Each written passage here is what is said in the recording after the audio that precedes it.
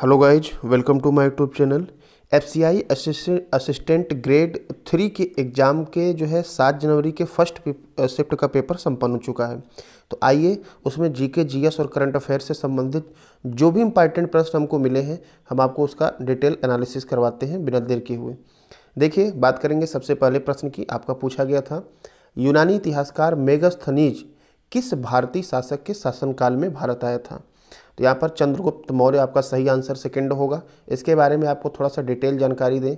देखिए, ये चंद्रगुप्त मौर्य के शासनकाल में आया था। मेगास्थनीज ने लगभग 302 ईसा पूर्व और 288 ईसा पूर्व के बीच में भारत का दौरा किया। यह यूनानी इतिहासकार था।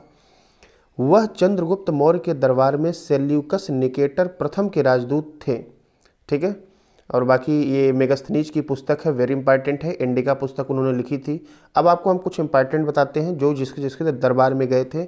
अगले सभी शिफ्ट वाले ध्यान से देखें। समुद्रगुप्त दिया गया है, वह गुप्त सम्राट चंद्रगुप्त प्रथम के पुत्र थे। उन्हें भारत के नेपोलियन के रूप में जानते हैं। बिंदुसार भारत के दूसरे मौर्य सम्राट और अशोक के पिता थे। अशोक मौर्य साम्राज्य के तीसरे राजा थे। ठीक है। प्राचीन एशिया में बौद्ध धर्म के प्रसार को बढ़ाया और कलिंग युद्ध में हुई हत्याओं के साक्षी बनने के बाद बौद्ध धर्म में परिवर्तन किया। ठीक है। चलिए आगे बात कर लेते हैं। अगला यहाँ पर सार्क की स्थापना पूछा गया है, तो यहाँ ना पढ़ के हम थोड़ा सा और आगे आ जाते हैं। देखिए, बांग्लादेश के ढाका में 8 दिसंबर 1985 को सार्क की स्थापना हुई थी। इसका जो है फुल फॉर्म है दक्षिण एशियाई क्षेत्रीय सहयोग संगठन। सदस्य देश में अफगानिस्तान, बांग्लादेश, भूटान, भारत, मालदीव, नेपाल, पाकिस्तान और श्रीलंका शामिल हैं। मुख्यालय इसका काठमांडू नेपाल में है। महासचिव हैं एसाला वेराकुन। और 2020 में सार्क सम्मेलन इस्लामाबाद पाकिस्तान में होगा। ठीक है। चलिए आगे बात कर लेते हैं, डिटेल चर्चा करेंगे। कुछ और संगठनों के हम मुख्यालय और स्थापना की बात कर लें। देखिए, आसियान यहाँ पर दिया है 1967 8 अगस्त। मुख्यालय आपका इंडोनेशिया जकार्ता में पड़ेगा। थोड़ा सा बड़ा कर लेते हैं। अगला है बंगाल की खाड़ी बहुक्षेत्रीय तकनीकी और जो है आर्थिक सहयोग, जिसे बिम्स्टेक कहा जाता है। 1997 में हेडक्वार्टर ढाका। ब्रिक्स ब्राज़ील, रूस, भारत, चीन, दक्षिण अफ्रीका है। 2006 में स्थापना। इसका हेडक्वार्टर संघाई, चीन। उत्तरी अटलांटिक संधि नाटो, वेरी इंपॉर्टेंट, इस समय चर्चा में भी है। 4 अप्रैल 1949 ब्रुसेल्स बेल्जियम में इसकी राजधानी है। अगला है इस्लामिक सहयोग संगठन, आईओसी कहा जाता है। ये 1969 में हुआ था। जेहाज, सऊदी अरब में इसका हेडक्वार्टर है। एशिया प्रशांत महासागरीय आर्थिक सहयोग 1989 में सिंगापुर इसका जो है मुख्यालय है। और संघाई सहयोग संगठन एससीओ जिसे कहते हैं 2001 में स्थापना, बीजिंग में इसका मुख्यालय है। तो इन सबको आप एक बार रिवीजन करके जाएं और चैनल को सब्सक्राइब करके रखें। आपके लिए जिसका भी आगामी एग्जाम है काफ़ी वीडियो इस पर आने वाला है। देखिए, यहाँ पर आईएफएससी कोड के फर्स्ट 4 डिजिट का मतलब पूछा गया था। तो सबसे पहले बात कर लें, आईएफएससी का फुल फॉर्म क्या होता है? इंडियन फाइनेंशियल सिस्टम कोड, यही कहते हैं। इसमें जो है कुल 11 कैरेक्टर का एक यूनिट कोड होता है, जिसमें शुरू के 4 अक्षर बैंक के नाम को दर्शाते हैं। यही आपका पूछा गया है। 5वां कैरेक्टर आमतौर पर 0 होता है।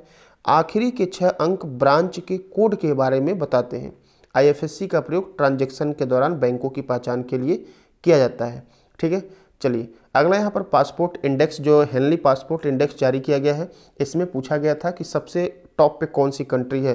तो देखिए, 2022 का जो पासपोर्ट इंडेक्स जारी हुआ है, इसमें जापान सबसे टॉप पे है और सिंगापुर, दोनों, मतलब जापान सबसे टॉप पे है। दूसरे नंबर पे दो देश मिलेंगे आपको, एक सिंगापुर, एक दक्षिण कोरिया।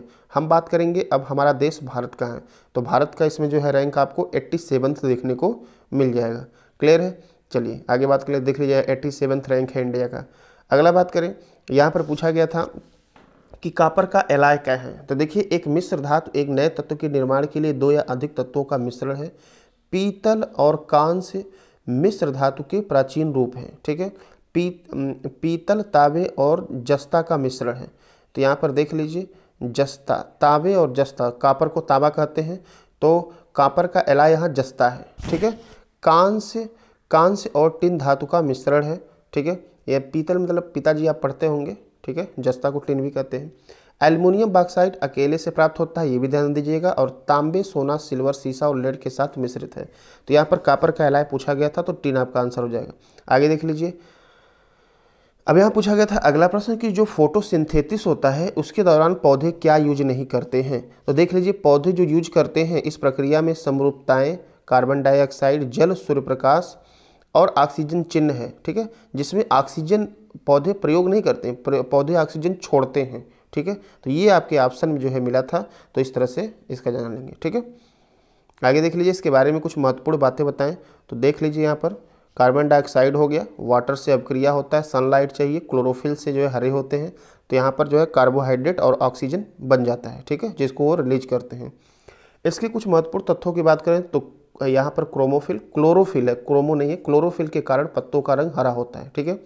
संयंत्र हरितलवक प्रकार के जीवों में प्रकाश संश्लेषण करते हैं। प्रकाश सिंथेसिस कोशिकीय श्वसन के विपरीत होता है और प्रकाश सेप्टेटिस्ट को जीवित रहने योग्य बनाता है। तो आप क्लोरोफिल याद करके जाइएगा। आगे देख लीजिए, अगला पूछा गया था कि फीफा वर्ल्ड कप में तीसरे स्थान पे कौन था। तो देखिए भाई, जीता अर्जेंटीना, हारा फ्रांस और तीसरे स्थान पर क्रोएशिया और चौथे पूछ लेगा तो मोरक्को, ठीक है। चलिए आगे बात कर लेते हैं। तो अभी तक ये हमको इंपॉर्टेंट क्वेश्चन मिल पाए हैं। अभी कुछ ही देर बाद आपको 25 क्वेश्चन जितने भी पूछे गए उसका आपको PDF देखने को मिल जाएगा। कुछ ही देर बाद एक नए वीडियो लेकर आएंगे पूरा डिटेल एनालिसिस के साथ। तो आप चैनल को सब्सक्राइब करके रखें। मिलते हैं अगले वीडियो में, तब तक के लिए धन्यवाद।